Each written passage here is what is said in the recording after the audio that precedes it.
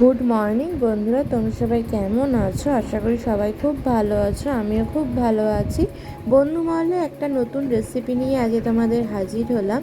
আজ তোমাদের শুশনি শাকের একটা রেসিপি করে খাওয়াবো।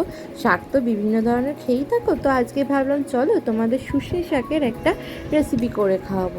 তো চলো দেখে নিই আজকে এই শুশনি শাক বানাতে আমার কী কী লাগে।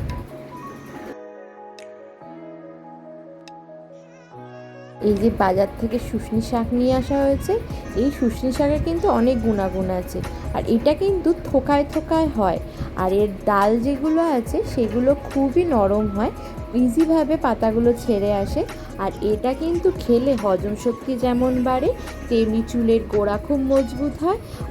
আর যাদের শ্বাসকষ্ট হাঁপানি রোগ আছে, এই শুশনি শাকের পাতা সেদ্ধ করে যে জলটা বেরোয়, সেই জল যদি নিয়মিত খাওয়া হয় তাহলে কিন্তু উপকার পাওয়া যায়। শুধু শুশনি শাক বলে না, যে কোনো শাকেরই কিন্তু গুণাগুণ খুব বেশি। তো এই যে শুশনি শাক, এবার এই যে পাতাগুলোকে ছাড়িয়ে নিচ্ছি। বললাম না ডালগুলো খুব নরম, আর ইজিভাবেই কিন্তু পাতাগুলো ছাড়িয়ে নিচ্ছি।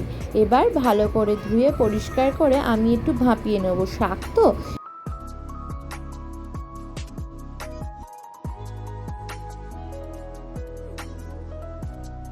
এই যে শুশনি শাকটা ধুয়ে পরিষ্কার করে নিয়েছি, এবার এটা ভাপিয়ে নেবো। তার জন্য এখানে নুন হলুদ দিয়ে জল দিয়ে আমি বসিয়ে দেবো, একটা ঢাকা আমি চাপা দিয়ে দেবো।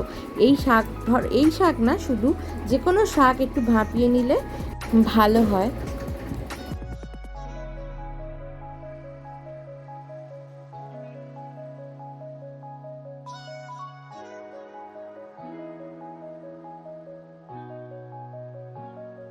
এই যে শাকটা আমার ভাপানো হয়ে গেছে, এই যে কি সুন্দর ভালো মতো ভেপে গেছে। এবার আমি জলটা ছেঁকে নেবো।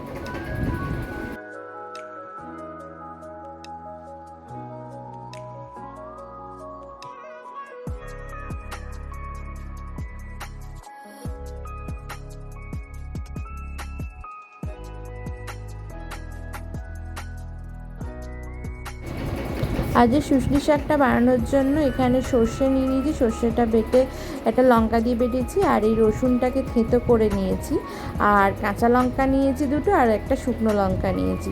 ফোড়নে শুকনো লঙ্কাটা দেবো।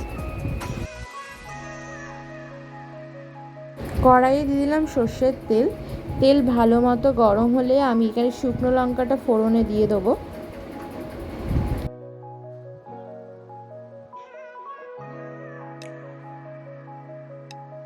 শুকনো লঙ্কা ভাজা হয়ে গেছে, এবার যে রসুনগুলো থেঁতো করে রেখেছিলাম দিয়ে দিলাম। রসুন দিলে টেস্টটা খুব ভাল লাগে শাকে।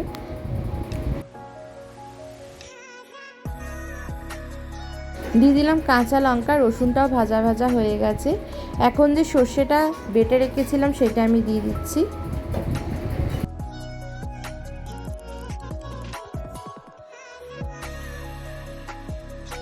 এখন যে শাকটা ভাপিয়ে রেখেছিলাম সেটা আমি দিয়ে দিলাম।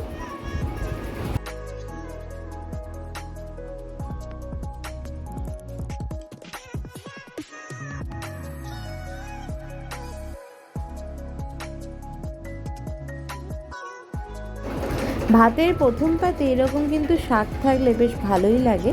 তো এখন জল দিয়ে দিলাম, এবার শাকটা ভালো মতো হবে।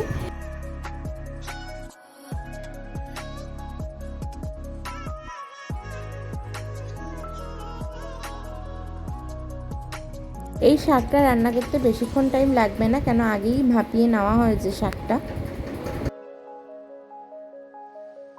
দিয়ে দিলাম স্বাদ পরিমাণ চিনি আর লবণ। নুনটা এখানে অল্পই দিলাম, কেন প্রথমেই যখন শাকটাকে ভাপিয়েছিলাম তখন আমি নুন দিয়ে দিয়েছিলাম।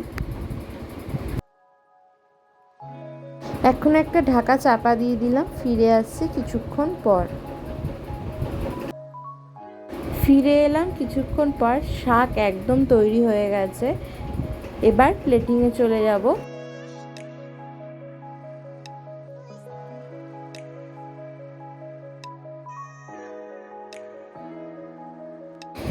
তো আজ তোমাদের করে দেখালাম শুশনি শাক একটা রেসিপি। শুশনি শাকের কী গুণাগুণ তো প্রথমে বললামই, আর যে কোনো শাকেরই গুণাগুণ অনেক বেশি থাকে।